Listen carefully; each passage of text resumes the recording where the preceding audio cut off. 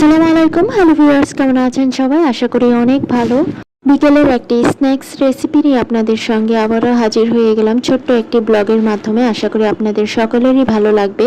তো এখন তো যে বন্যার পরিস্থিতি, আসলে মনটাও খারাপ। তারপরেও তো সময় তো আর থেমে থাকে না, কাজও থেমে থাকে না, কিছু না কিছু করতেই হয়। তো সব মিলিয়ে আসলে চলছে। মুডটাও এত ভালো ছিল না আসলে।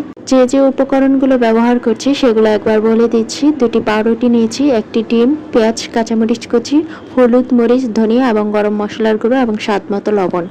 তো এখানে একটু পানি নিয়েছি। এটা কি জন্য ব্যবহার করব সেটা ভিডিওটা আপনারা কন্টিনিউ করতে থাকেন, অবশ্যই বুঝতে পারবেন। পাউরুটি বাদে বাদবাকি সবগুলো উপকরণ একটি বাটিতে দেওয়া হয়েছে। এবার এগুলো মিক্স করে নেব। তবে এই ক্ষেত্রে আপনারা আরও বেশি ডিমও ব্যবহার করতে পারেন, তবে সেই ক্ষেত্রে পাউরুটির পরিমাণও আরও বাড়াতে হবে।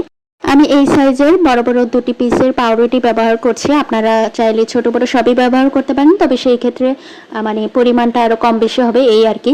শুরু থেকেই যে পানিটা দেখিয়েছিলাম সেটার ব্যবহার এখন হচ্ছে। পানিতে পাউরুটিটা এপিট ওপিট দুপিটই ভালো করে ভিজিয়ে নেব। তবে হালকা করে প্রেস করব এবং রুটি থেকে পানিটা ঝরিয়ে নেব।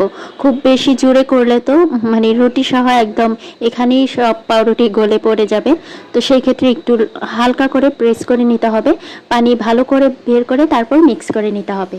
রুটি থেকে ভালো করে পানি ঝরিয়ে নিয়ে তারপরে সেই মিক্সিংয়ে দিয়ে দিয়েছি। আপনারা চাইলে সেই ডিমের মিক্সটা আরও আগেই করে নিতে পারেন, কিন্তু এটা কোনো ব্যাপার না। আমি একসঙ্গেই হাত দিয়ে সব কিছু একদম ভালো করে মিক্স করে নেব।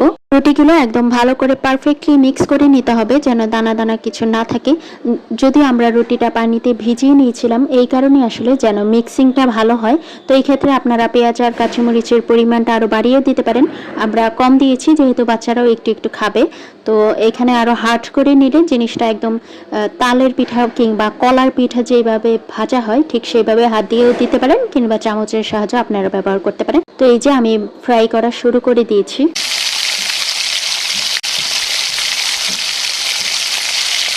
আমি এখানে তেলের পরিমাণটা একটু বাড়িয়ে দিয়েছিলাম যেন পারফেক্ট একটা কালার আসে। তো এখানে চাইলে আপনারা আরো কমও দিতে পারেন, যেহেতু অপচয় করা হচ্ছে না, পরে আবার এটা চিকেন ফ্রাই কিংবা ফিশ ফ্রাইয়ের ক্ষেত্রে আমরা ব্যবহার করতে পারবো, সেই জন্য আসলে একটু বাড়িয়ে দিয়েছিলাম। ফাইনালি আমার সবগুলো পাকোড়া হয়ে গেছে। আশা করি আপনাদের ভালো লেগেছে। যদি ভালো লেগে থাকে তবে সাপোর্ট করে অবশ্যই ফ্রেন্ডস এবং ফ্যামিলির সঙ্গে শেয়ার করে দিবেন। তো আজকে এ পর্যন্তই। সবাই ভালো থাকবেন, সুস্থ থাকবেন, পরিবারকে সময় দিবেন। আল্লাহ হাফেজ।